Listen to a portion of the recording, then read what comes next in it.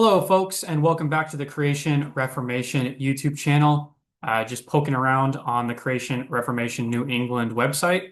Just a reminder, there is a tab on the website with the titled Creationism 101 that gives you an overview of the creation model. So if you ever have any questions, if I refer to something you are not familiar with, or you want to freshen up on what creationists believe about the history of the world, you can go on to Creationism 101. I assure you, lots of work and research went into it on my end, but also it did see multiple professional scientists, creation scientists have reviewed it, confirmed it, helped correct me. There were lots of corrections made. I didn't get everything right.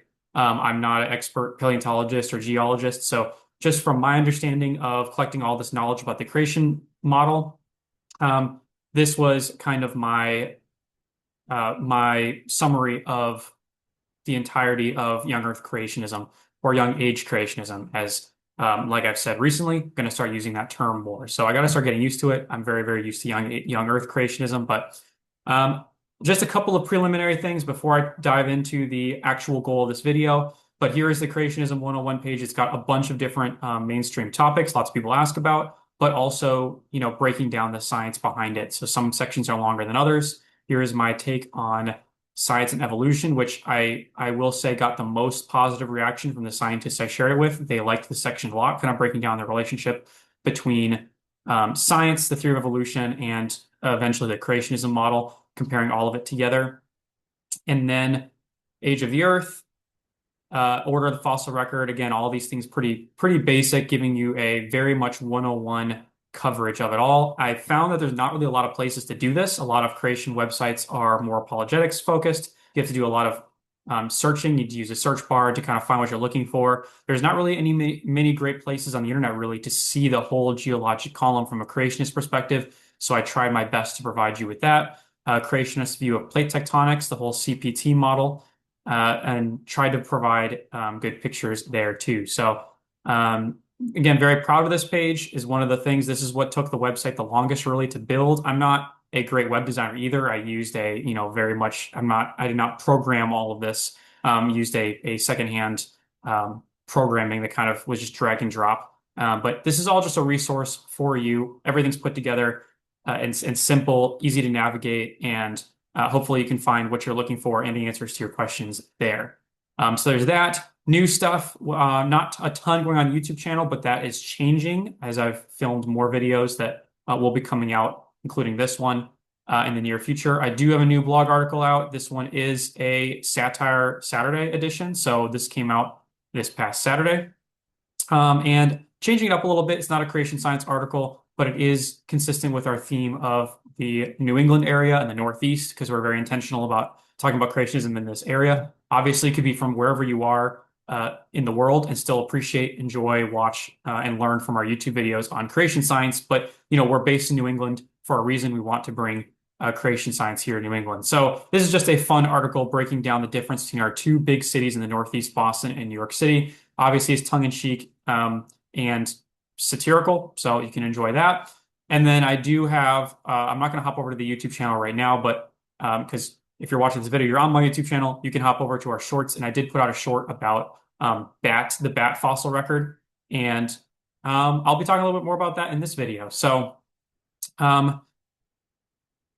yeah, that's kind of all that's new right now. Again, encourage you to check out Creationism 101. I did have a video shortly before the bat video talking about a painting that I found at the Yale Center for British Art that you can also find here on the website. So it's super exciting to see it because I recognized it. I knew I had found it online and put it on our art gallery. So if you go to our homepage, you scroll down, we do have something called the Genesis Gallery, which you can enter through the homepage.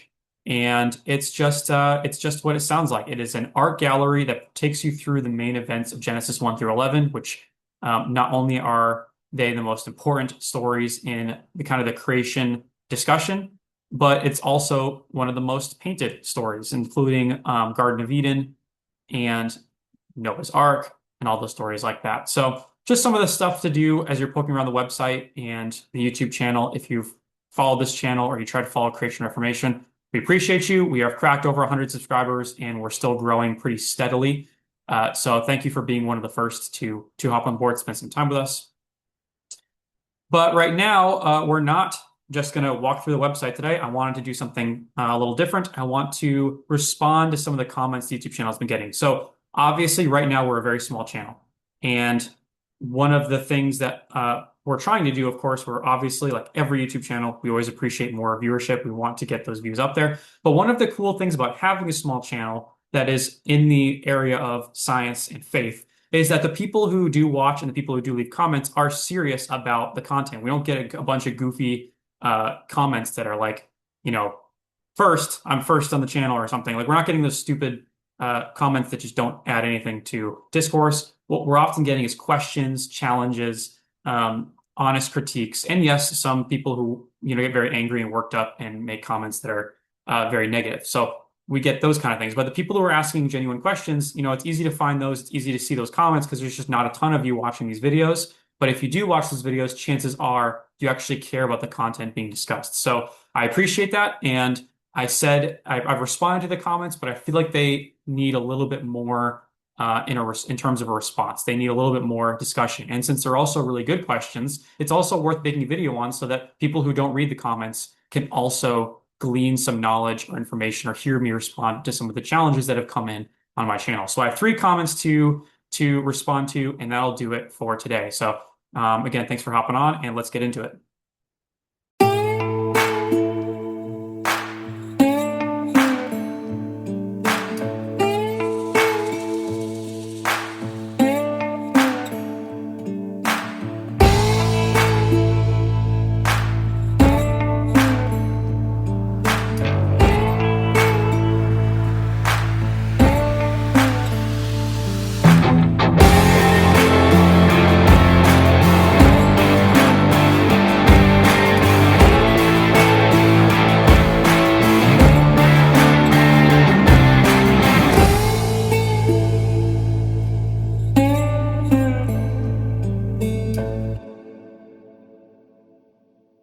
All right, so our first comment is going to be under the video that is semi-recent called 3 Things I've Learned in the Creation Movement. This was one I wanted to start off the year with and talk about the direction that I'm going to take the channel in the year 2026.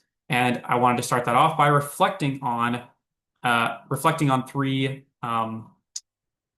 lessons that I've gleaned or learned from my time in the creation movement. So I've been going to creation conferences, meeting with professionals in creation science, writing for the New Creation blog, and summarizing creation research in that way for about let's see, since really 2022-ish. So it's been a few years, right? That's almost just about 4 years ago. And so I've been to conferences every single year ever since I started. I haven't stopped going. And so again, it's not like I know everything, or I'm still one of the young people at these conferences. I'm still considered a student. And so, but at the same time, that does mean that you don't go to conferences and read blog articles and publish papers and listen to conference presentations for 4 years and not really glean anything or learn anything. As a creationist myself, when I did start going to conferences in 2022, I'm not the same person as I was then, and I'm very different. So I put out this video, 3 lessons I've learned from creation science. They're very vague, kind of broad speaking things that I've learned. Like we don't know everything, right? We still have questions to explore and research and find out. And even though it's kind of a vague answer, as something that I've learned, right? That's a very vague thing to say, is we just don't know everything. Obviously, we don't know everything. It is true that when I started going to conferences, it shocked me that some of the presentations that they were giving is like things that fundamental things we don't know about how the worldwide flood happened or how how the creation model works. There's a lot of questions to answer, and that's not an impression that you get if you only look at kind of the mainstream apologetics ministries that are out there. You don't get the impression we have a lot more to learn. You get the impression that our model, our view is superior and better to the mainstream view. And therefore, there's no use in asking more questions because we have the account in Genesis. We know how it all happened. And so kind of the realization that we don't know everything was a big inspiration behind me making this video for the new year and saying, hey, I know for a fact that there's a lot of things about the creation model we don't know. So the other thing that I talked about in that video, as we get to the first comment, is I talked about something that I called guardrails. I try to defend the idea that a scientist might put up guardrails and limit their scope for building their models. It's not a bad thing to do that. And so I pointed out that lots of scientists actually do put up kind of, they're philosophically implemented. It is, I don't want to believe certain things. And therefore, I put up these guardrails that say you can't go outside of these limitations when you're doing your science. When you're using the scientific method and you're coming up with models and you're developing theories, they don't actually go outside of these certain boundaries. And scientists have been doing that with these guardrails for all of history. So why, if we believe Genesis to be true and historical, why in the world wouldn't we let that guide our science? That makes no sense, right? So a lot of people think, well, if you think Genesis is history, then you have the answers already and you're not actually going to go out and do research. It's like, no, we have questions, but we're letting the Genesis narrative limit our scope in our science. And it actually helps us kind of make progress in our research to say, well, we obviously don't want to say this could be true because that is ruled out by the Genesis account. And I think that can be overdone. I think other creationists have stricter guardrails than I do. And I want to broaden those guardrails out and say, well, there are lots of things that, can be considered true that other creationists will say, no, that can't be true because Genesis says this. And I'll actually disagree with them on that interpretation. But having those guardrails, having that interpretive framework is not anti-science. Or I guess I should say, it's not anti-science if those guardrails are true.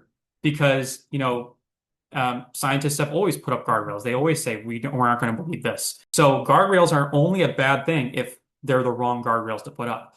So I was trying to make that point that letting Genesis limit your scope of science is not a bad thing if Genesis is actually true. If Genesis is false, then these limitations don't work. And I actually tend to believe Genesis is historical for a bunch of different reasons that I'm not even going to get into right now. I'm just explaining the argument I made in the video. So then this commenter comes in from, I'm not even going to try and pronounce kind of their handle, but this was a very good question. They're a good follow-up question. They said, "Hi, Jake, thanks for the video. It's refreshing to hear creationists discuss the uncertainties and insufficiencies of current creationist explanations when too many speakers and organizations make it seem like the young age timeline has been verified and is even completely obvious." Okay, that's my goal. I want to be open about the things that we don't know, because just saying we know all the answers is just going to defeat me from the start, because it's going to break down very, very quickly. So I appreciate that they recognize what I'm trying to do here. Now, I'm curious about one thing. Is there any kind of evidence that would convince you that these scriptural guardrails you mentioned are invalid? You mentioned similar guardrails in scientific fields, but they were either discarded, such as resistance to plate tectonics, or could be discarded in light of new evidence, such as astrobiology and origin of life studies. In other words, these guardrails can be discarded when they're shown to be false. Is there any kind of evidence that would convince you that the Genesis account, as interpreted by modern young age creationists, is false? So this is a great question, and I gave a short response to them, so you can hop onto that video and see what I actually responded. But my short answer is yes, there are things that can make me replace the guardrails that I have up. In fact, sometimes I've read things from people who disagree with me on Genesis, who believe that evolution is compatible with Genesis, and they've made pretty good arguments. Or that maybe evolution might not be true, but the ancient age of the universe is true. Or that the days of Genesis might not be 24-hour days. And the biblical interpretation of that, that I might be wrong about it. Like I admit that I might be wrong that the Genesis account is the way I interpreted it.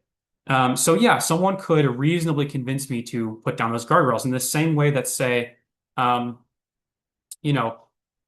have lots of discussions with my friends about certain aspects in the Bible too, as iron sharpens iron, right? We have these discussions. And so one of those that I've been really into recently is like the discussion of infant baptism. A lot of my friends are Baptists, and I don't happen to be Baptist, right? I believe infant baptism, it counts as baptism. I think that's completely fine.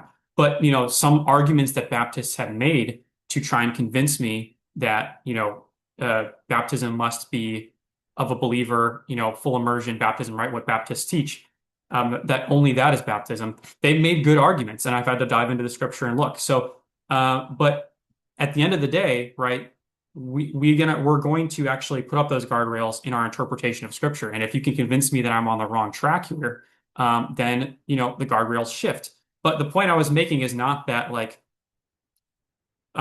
by guardrails, and I keep overusing the word now, but when I say guardrails, I don't mean that these things are not shaken, right? That they are there and they're there to stay. The again, the guardrails of Genesis limiting our scope of science, it only is true, it only works if Genesis is actually history. If my interpretation of Genesis is correct, then obviously I want my correct interpretation of Genesis to limit my scope of science, because if I go outside those guardrails, obviously I'm being foolish, because the theological interpretation that I have is actually the right one. And it might not be. Someone could convince me otherwise. But the whole point of me even using the analogy of guardrails is that it's not unscientific to have them in the first place. You can limit what you are willing to believe, and that's okay. And so when that goes with anything, that goes with all of life. I think people talk about how good it is to be open-minded, right? And let the evidence take you wherever it leads, right? I think being open-minded is a good thing. But, as people like G.K. Chesterton have said, like, it's only good to have to be open-minded if you then close your mind on something that is actually worthwhile, that has substance. If your mind is so open that things just go in and out all the time, then you're just being stupid, right? So there are people who are very open-minded and also very, very stupid, because they're willing to just accept whatever someone puts in front of them. So we should be open-minded, but we should also, in order to, take in lots of knowledge, but we should also then filter out the bad stuff and try our best to keep in the good stuff. And I think people can forget that. They'll be like, you should always be open-minded and just follow the evidence where it leads. And wherever the evidence leads you, that's what you should go for. And well, that's true in principle, right? Evidence is good. We should follow evidence.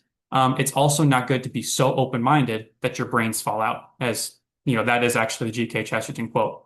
And it might be Chesterton, it might be C.S. Lewis. I remember someone else said something like, when you open your mouth, right, your goal is to then close it on something solid. And your mind is the same way. You open your mind, and yes, it's good to be open-minded, but only so that when you shut your mind, there's actually something of value and of substance and of truth and goodness and beauty that you have, that you've actually come across.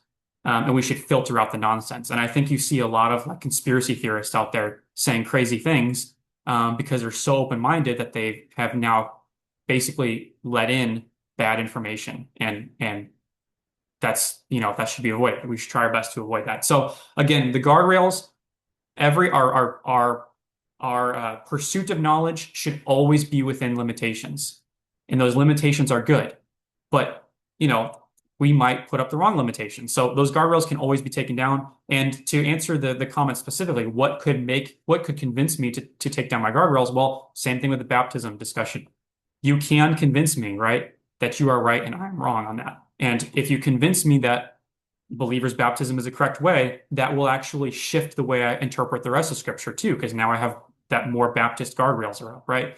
So guardrails can be replaced by better theological exegesis or by better scientific evidence. I don't think it's wrong to actually say scientific evidence can change your mind about the Scripture, because the early church, their guardrails were geocentrism. We are only willing to consider scientific ideas that fall in line with the Earth being the center of the universe. And anything outside of that, they rejected on theological bounds because of their interpretation of Scripture. And I think that more so the science than theology actually refuted that idea. We no longer think that Scripture necessitates geocentrism, because science has demonstrated that that is not the case. So those are two things that can convince me. Theological exegesis, you show me that the Scripture actually says something that I don't think it says, and I've been convinced, and now I'm over on your point of view. Or there could be enough scientific evidence. And so the follow-up question people will have is, well, isn't the scientific evidence enough to convince me that Genesis is not history? There is a lot of evidence. There's a lot of evidence that supports the theory of evolution, the idea that the age of the Earth is very, very old. And I will concede there is a lot of evidence to support that. But is it enough for me to change my stance on Scripture? No. It's not there yet, especially since the creation model can also explain a lot of the things that evolution explains. So I'm going to cover all of this in a future video. It's going to be a lot longer, and it's going to break down some parts of creation discourse. I'm excited to put this out. It's going to be coming, so stay tuned for that. I will dive more into that. But as you can see, I have other videos on the channel, some reasons to put into question the theory of evolution, and also some reasons why the future of creationism is actually bright, right? As long as we take the evidence seriously and take the science seriously and use a scientific method, we can build a good creation model. And so I think because the future of creationism is bright, the evidence for evolution is not enough for me to abandon what I think is core biblical truths, such as death and sin, or death being a result of sin and not the other way around. Right, that Jesus came Jesus' death was to save us from a sinful and broken and corrupt world that was caused by original human sin. Not, he wasn't coming to save us from, billions of years of naturalistic death and decay that God designed into creation at the beginning. I think there's a lot of scripture, even in the New Testament, that refutes that, and I've made videos about that. So let's move on, though. That was a good comment, so thank you for that question. Hopefully, that was a better answer than just a couple of sentences that I gave you on the channel. Let's move on to a more controversial video, I suppose. My most recent short that is on the fossil evidence of bats. And my point in making this video was that lots of creationists argue that the lack of transitional fossils in certain lineages is evidence against evolution. And it depends on the lineage, really. There are some lineages that, and a lineage means like a ancestral line of organisms, right? So like the whale lineage is the fossil record of whales. And so there are some lineages where the absence of transitional forms might be a problem for evolution, but it's not a problem for the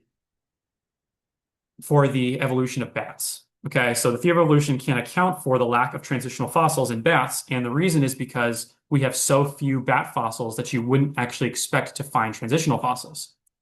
And I made this point in this short, basically, that that transitional fossils, and according to evolution, are actually a vast minority. There are a vast minority of fossils in a lineage. So you're going to find many, many, many more bat fossils than you will find transitional fossils of something turning into a bat.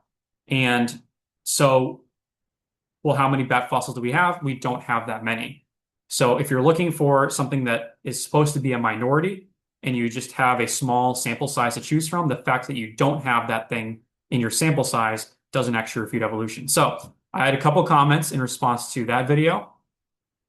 First, someone named Caleb, presumably, said, the absence of evidence isn't evidence of absence, which is kind of my point, right? There's no evidence that we have. That doesn't mean that that doesn't mean there is an absence.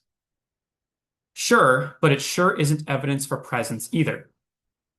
Okay, I agree with that. I did not say in the video that the fossil record of bats demonstrates evolution or is proof of evolution. I don't believe that either. And I probably should have said in the video that I'm a creationist and that I'm not actually arguing in favor of evolution. I'm just pointing out a bad argument that some people use against evolution. I should have clarified that. I was making it short. My YouTube channel is called Creation Reformation. I figured it wouldn't be that I figured it would be easy to figure out that I'm a creationist, but I probably should have clarified it there in the video. Also, where are all the species that are transitioning now? Are we just in a special phase where nothing is transitioning at the moment?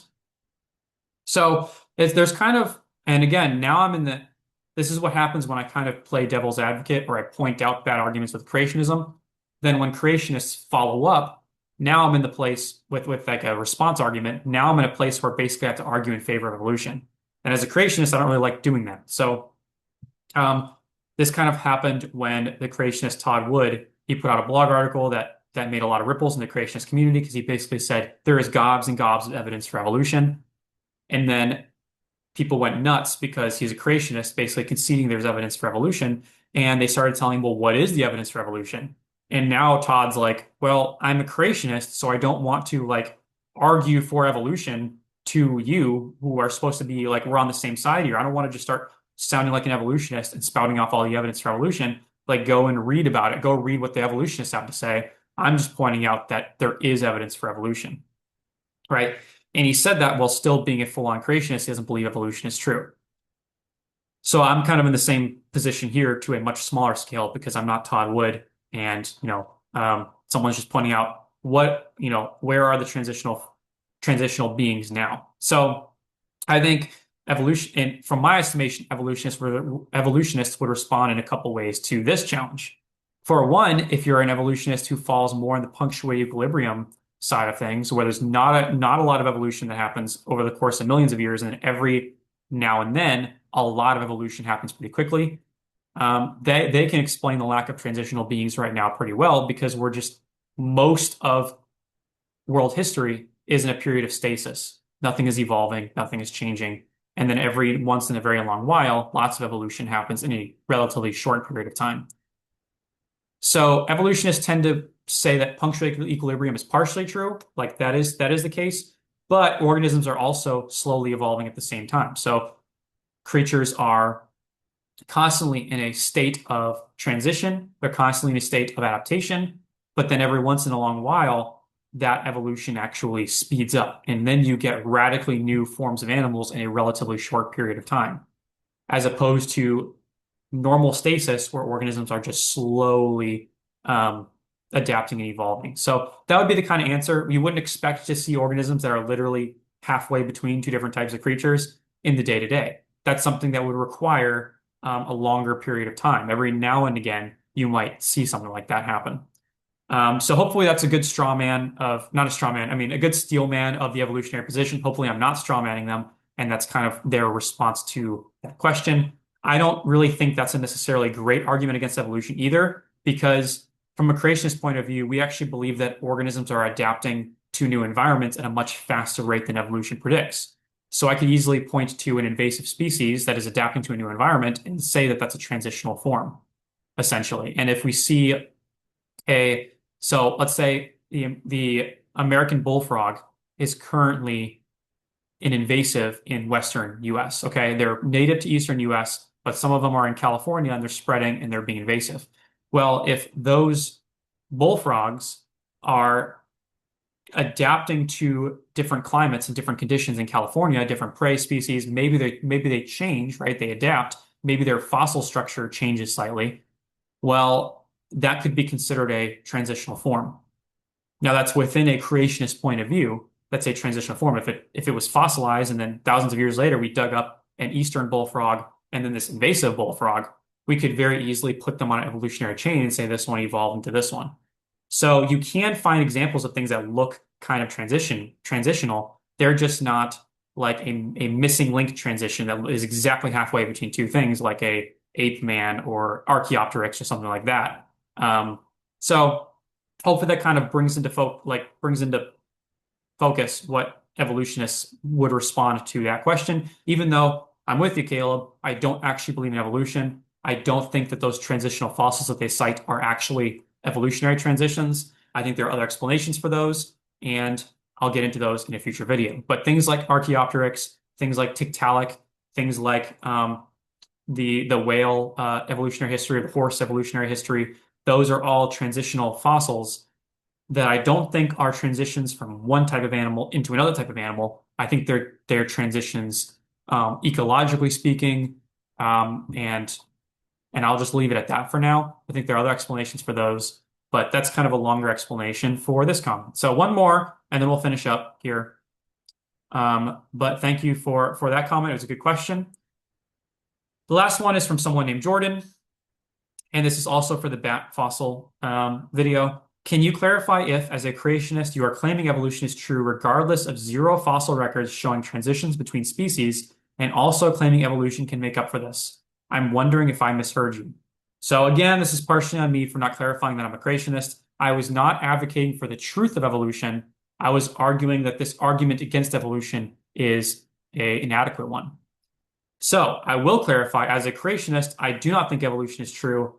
However, I don't think you can say there is zero fossil records showing transitions between species.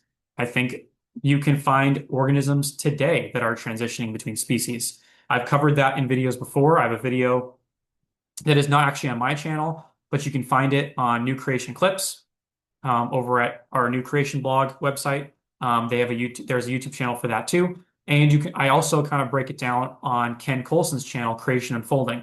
And it's kind of the research that I've done in creation science. It's like my kind of contribution is I kind of put together a survey of organisms that are undergoing what's called contemporary evolution, which means they're adapting in real time within decades. They're adapting to new environments, and then you have one population that is split into two different populations that they're basically in transition into different species. So speciation is something that creationists have to believe in. We have to believe in it because if we're going to say that there were created kinds on the ark during Noah's flood, then when those kinds left the ark, they had to have adapted and speciated and produced new species since then.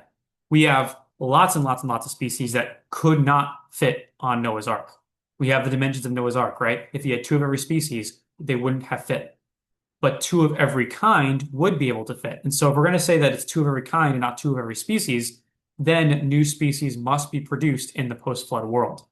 And so these organisms do show transitions, even today in real time, not even fossil transitions. We can see populations splitting. So one great example that I give in those videos, I talked to Ken Colson about it, is the European blackcaps. These are birds in Europe that, due to human activity, some of them found a new migration route. And this new migration route introduced them to new prey species. It made them, that gave them a different distance to fly, new weather conditions, and all of that. And so they started to adapt to those conditions. And now they have different beak sizes, they have different coloration, they have different behaviors. And this is basically, and if I took one from that population and one from another population, and I sent those to Carl Linnaeus in the 1700s, he might take a look at both of those and say these are two different species, but they both came from the same ancestral species. So even though I will clarify, I will admit to you that I should have clarified that I'm a creationist in that video. I was not arguing for the truth of evolution. I will say that there is not zero fossil records showing transitions between species. I would say there are transitions between species from one species to another, but that's completely compatible with a creation model, and in fact, it's necessary in a creation model. And if you don't think it's necessary for a creation model, then you essentially have to believe that wolves and coyotes are not related. They don't have a common ancestor because those are different species. But I think we can agree that they came from a common ancestor that was on the ark. So hopefully that clarifies kind of the creation model for you. You did not mishear me. I just did not clarify that I was a creationist. All I was doing in that video is pointing out that creationists should not use this particular argument. So I would encourage you, if you're a creationist and you're in a conversation with somebody who believes in evolution, and maybe you're having kind of an apologetics moment where you have to kind of defend your position, do not use the bat fossil record as evidence. Do not say, well, there are no transitional fossils leading up to bats. You have to be very careful when you use that argument because a lot of lineages don't have transitional fossils, but we wouldn't expect to find the transitional fossils because the fossil data that we have of that lineage is very sparse. It's very small. It's a very small sample size.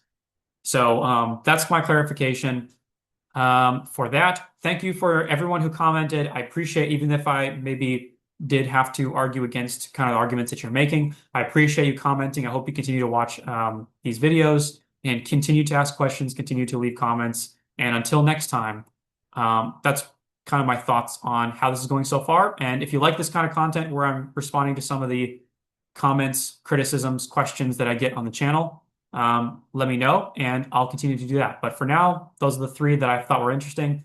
Thanks for spending some time with me. This is Jake Grammer with the Creation Reformation YouTube channel. I will see you next time.